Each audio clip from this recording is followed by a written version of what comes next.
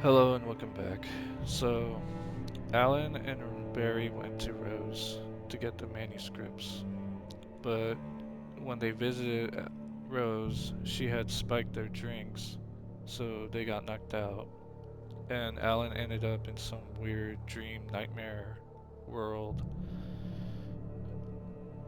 takeover thing, and Thomas Zane, the light being, was trying to protect him and wake him up in that dream. And as he woke up, he sees Rose just like on the floor muttering to herself, and Barry is still knocked out. So Alan wanted to go meet the kidnapper already to avoid Alice's fate, and the manager was there, saying he called the cops, and Nightingale showed up, the FBI agent with the cops, and was already in a rushy state to get him into the car. But Alan runs away, and upon running, Nightingale starts shooting, and there was already like a civilian near Alan, which was the manager, and almost shoots him, and the manager got like pissed off, and Nightingale didn't care. And as Alan is eluding and evading the cops, the dark presence is already killing cops in the woods, so Nightingale suspects it's Alan, and um, Alan gets to a radio station, sees a car, and it's the same radio station that they that is owned by that old man from the beginning. And the old man's like, "Oh, you're here for the interview," and mentions his name on the radio. And Alan wanted to use his car, but it all cut too short when Nightingale shows up with the cops again and tries to shoot Alan again, and almost hits the old man. And as Alan escapes, the sheriff is getting like is getting pissed off at Nightingale for trying to kill people. And then Alan gets to the train station slash power supply station thing, and um, upon getting there, the darkness has gotten stronger and is now controlling inanimate objects. Um, Alan bows through, gets to a truck, rides off. The sun rises up again, and he's going to the coal mine. And it was a nice interlude mission segment. And on the radio station, you hear that the radio host was sorry for getting Alan more in trouble, and he would have been, a little more helpful. And then you hear in another radio that he interviews Hartman, and then you get to the coal mine. Alan is there waiting for the kidnapper, and his thoughts go dark with like things that could happen with Alice and the kidnapper. And then darkness has befallen. So that's why I think how he is what happens in the dream. You know, reiterates the darkness thing. Um, that's why I think he's still dreaming. I could be wrong though. So you go through the coal mine, and the kidnapper texts him saying meet him at the peak. So once again, going on an adventure, going through all this shit, going through a ghost town, getting to the safe haven. In the safe haven, there's a narration of Alan, where Alan is seeing that he's being recorded in that typewriter room, and it's like freaking out. Anyway, the Alan you control leaves and goes through the mine, bows a bunch of stuff again. Dark presence invades his mind, giving him a headache.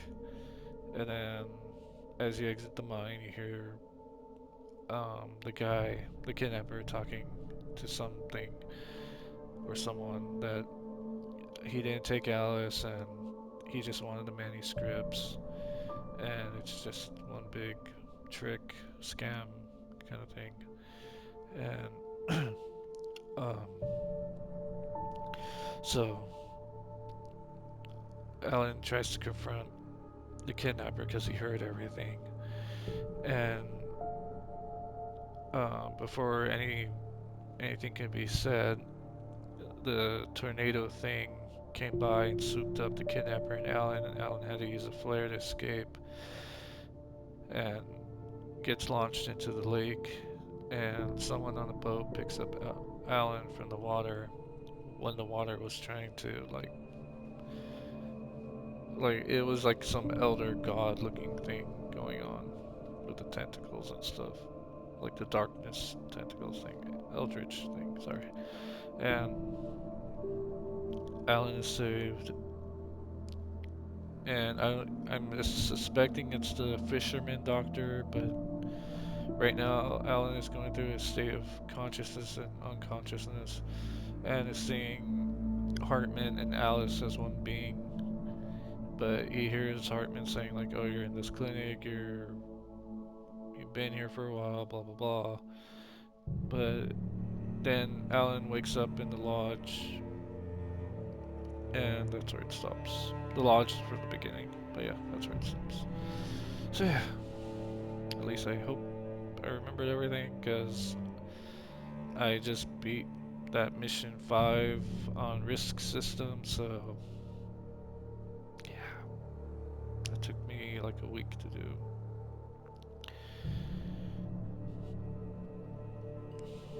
And yeah.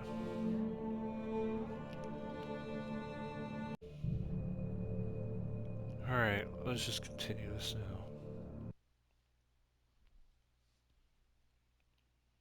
I felt groggy. Whatever Hartman had bumped in me was making me numb. I felt like this was happening to someone else. Someone I was watching on television. I couldn't think. Couldn't focus. There were only empty sheets of paper here. No manuscript pages.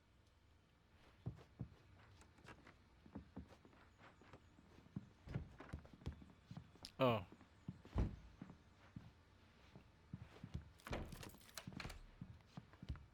Good evening, Alan. Are we feeling better now? Feeling calm? Yeah. I see you brought your pet gorilla with you. So sure, I'm calm. I get the message. Loud and clear.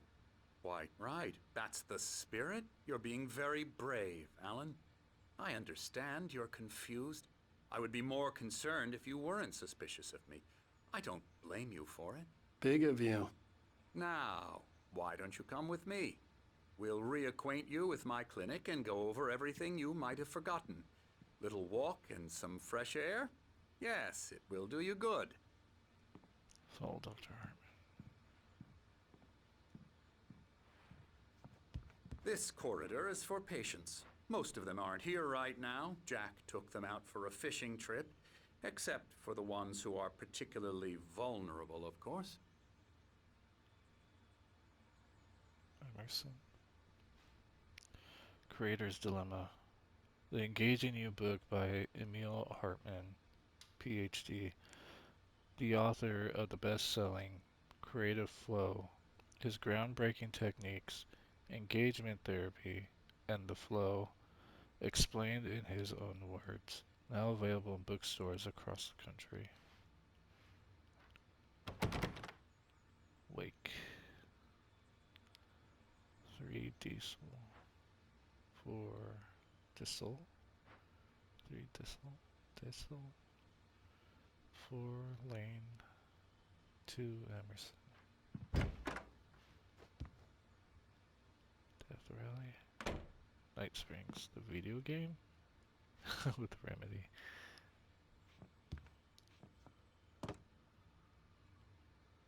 Death Rally, that sounds familiar.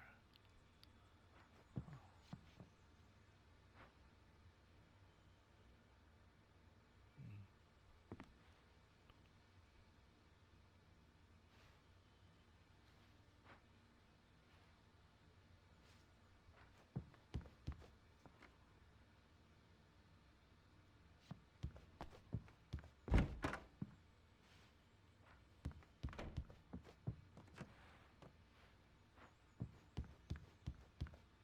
I encourage creativity as a part of the recovery process here at Cauldron Lake Lodge.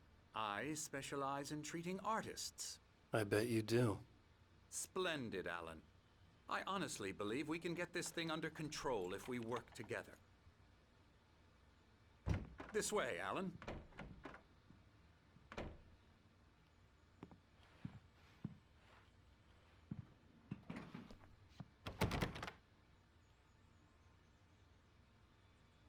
Why is this one more empty?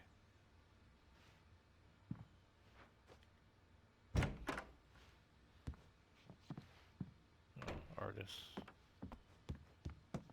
So there's an artist and a gamer? Or a game developer?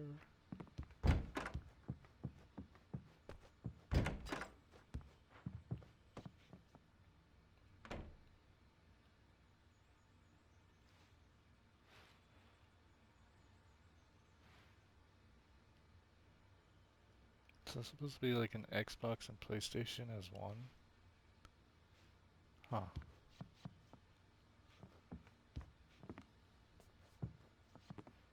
Box Station.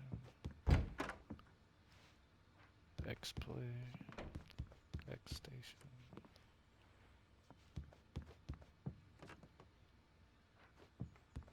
Playbox.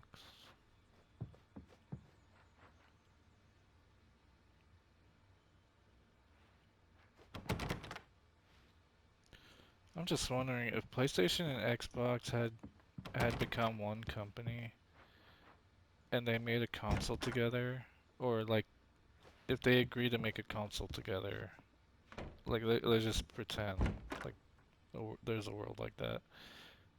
Would they keep Xbox's strange naming with the whole like 361? Like they always want to make sure it sounds like number one, but they want to use like 360, blah blah blah. Xbox X, SX,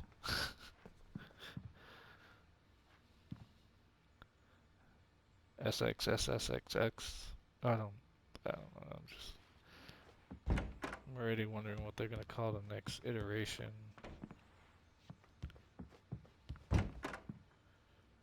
All right.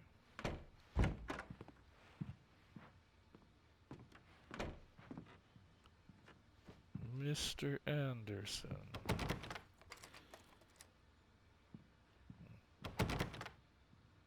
How come this one has two beds?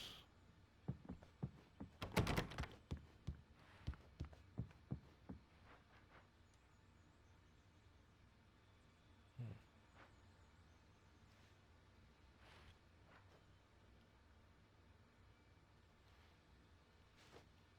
Some maze over there? Oh. I thought I was at the lodge, but I wonder if this is the one that you see looking down.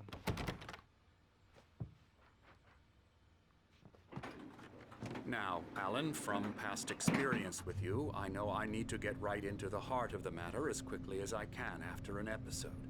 So I'm just going to say this. Alice is dead. No. You're in a very vulnerable state until you understand and accept this. Alice drowned, and you couldn't face that. You're suffering from hallucinations, paranoid delusions, unusual thinking, an obsession about light and darkness, a feeling that everything revolves around you, your thoughts and dreams. Your mind has constructed an elaborate fantasy scenario in which your writings are affecting reality. She has been kidnapped, and supernatural forces of darkness are trying to stop you.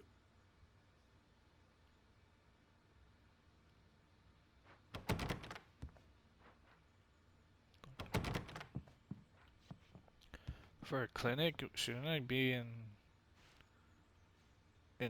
like patient like a patient gown kind of thing? Like there's a nurse outfit over there. I mean that looks like a person over there, but how come I'm not in like a patient gown?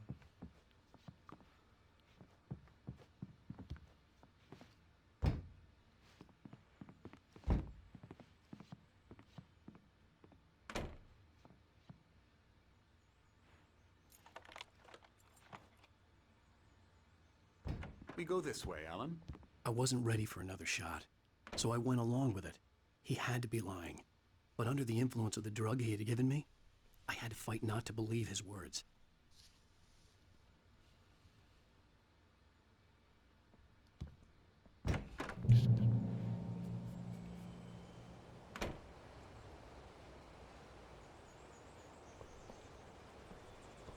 It's all in your head. You've been making it up. Apart from the tragic accident with your wife, no one has been killed.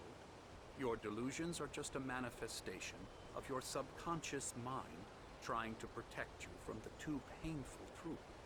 Unless we fight the fantasy, it will return. I know the instinct is to resist me, but think about it. Doesn't this make far more sense than the insane supernatural conspiracy you have concocted in your mind? You're a skeptic by nature, Alan. We both know this. Everything can be explained logically.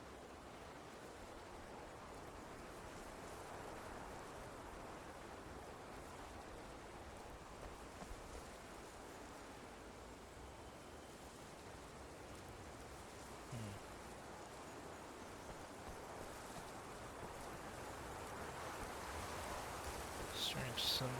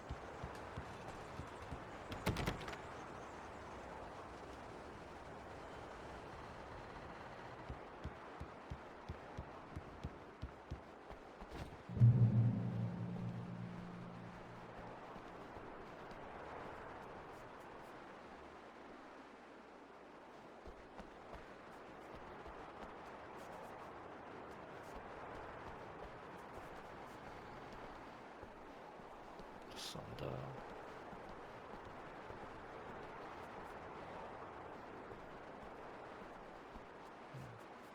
Brass Quadrant Lake Lodge, 1920. Beyond the shadow you settle for, there's a miracle illuminating. Beyond the shadow you settle for, there's a miracle illuminated. TZ. In the memory of a dear friend and a poet. Thomas Sandler.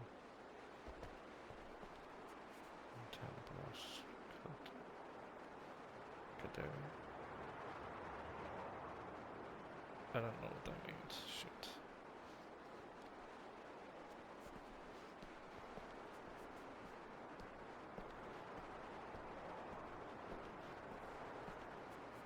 I never get tired of this view. Very inspiring, isn't it? Cauldron Lake spread below us. I could see Mirror Peak on the other side of the lake. I thought I could make out the spot where Diver's Isle had been when I arrived with Alice. Now there was nothing but waves. It seems there's a storm coming. Funny, I don't recall there being a mention of that in the weather forecast. Well, no matter. This way. Follow me. Alan, what I'm telling you is good news. Right now, we're in control. Every time you have a relapse, it gets more and more difficult to resurface from the dark depths of your imagination. Not surprising, considering your profession. Imagination is what you work with. After all your nightmares, this should come as an immense relief to you. If it doesn't, why is that? Because I'm lying? Or because you don't want to admit that you're not well? It's very natural for you to think of me as your enemy. It's part of the illness. I let him talk. After all, Hartman I'm the obviously one loved trying his to own bring you voice. out of the His world words you've echoed constructed madly for inside yourself. my head. But I can't dug my do nails it into by the palms of my myself. hands to stay You need focused. to work with me. Once you accept that, we can begin the journey towards your recovery.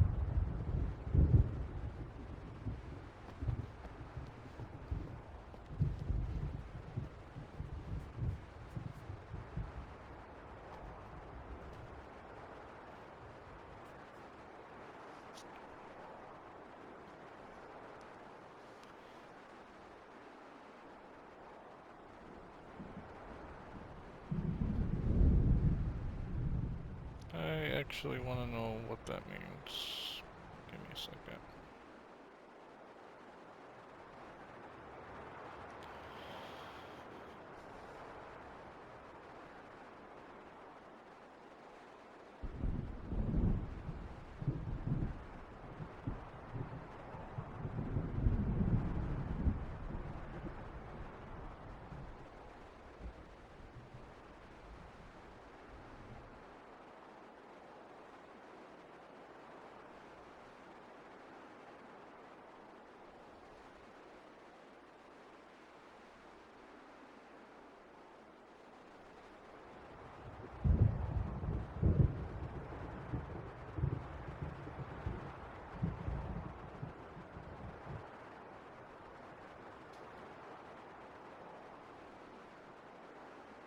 Fall into darkness.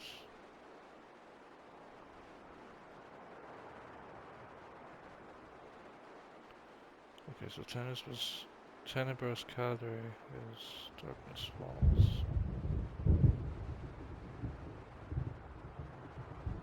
So it's in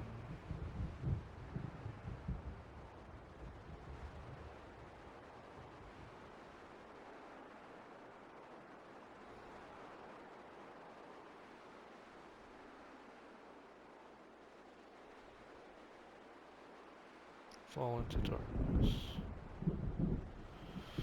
Alright, so something with darkness. Hopefully I got that right, because I'm just looking that up on the internet.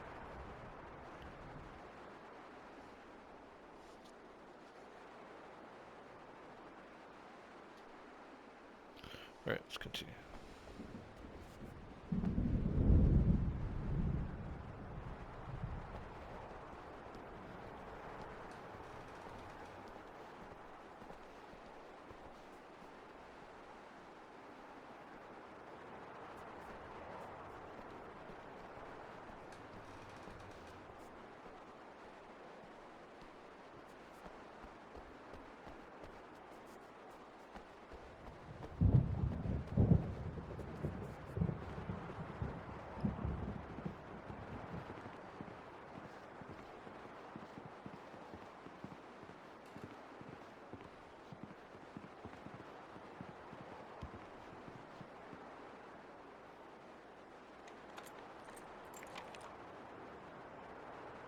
Come along. Let's go inside.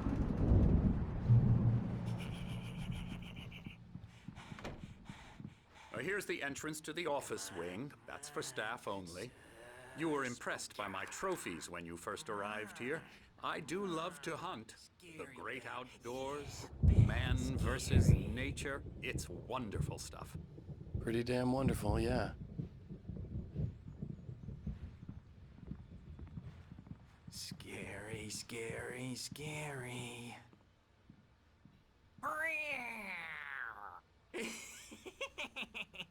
Emerson.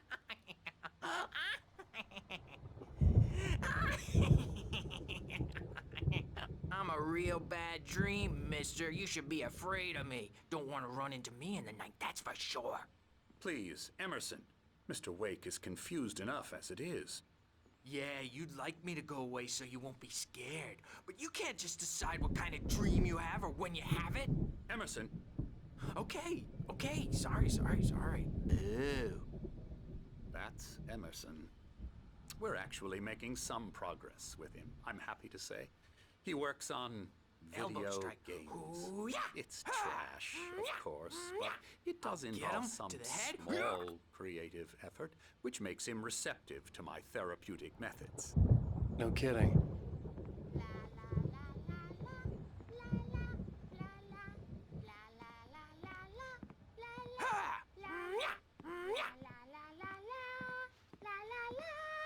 Now, you might have noticed the typewriter in your room. You've been writing as a part of the therapy. As soon as you feel up to it, you should continue.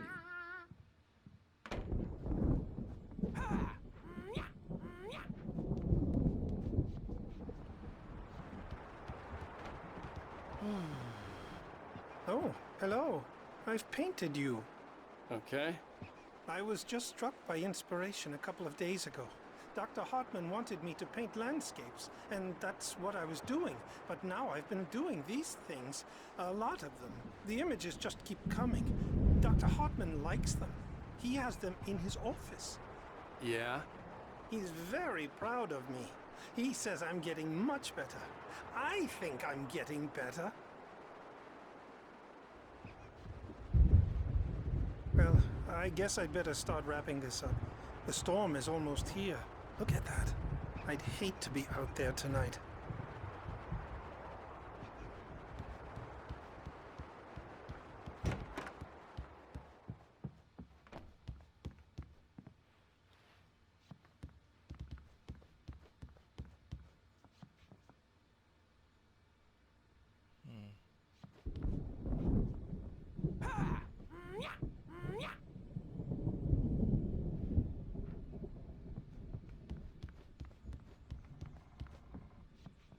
Bear, eagle. So like different wings. Patience.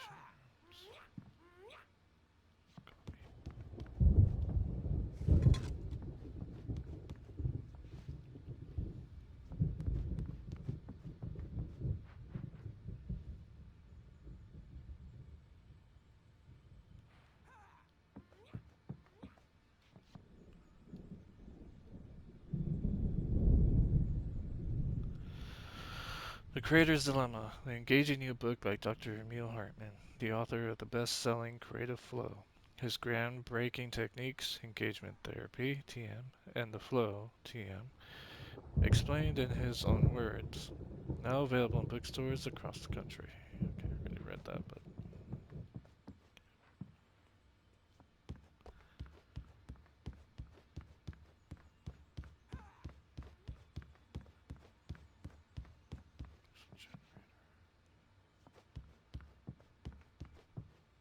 another QR code.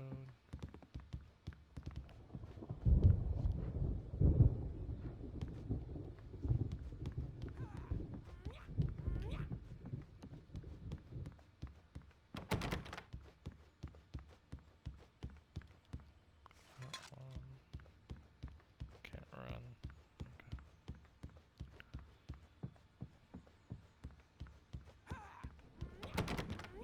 Hartman had mentioned that the power had been acting up.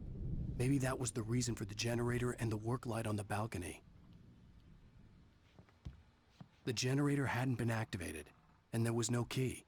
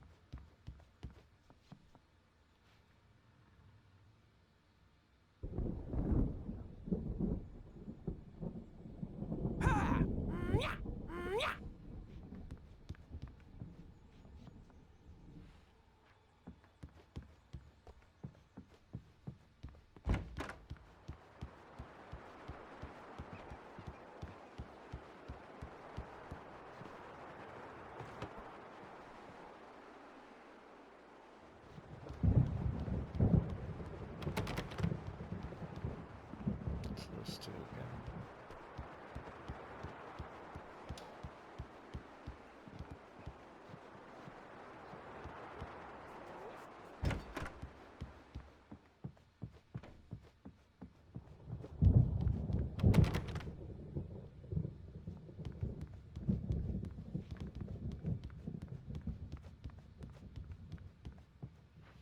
Alright, I think I'm done looking around.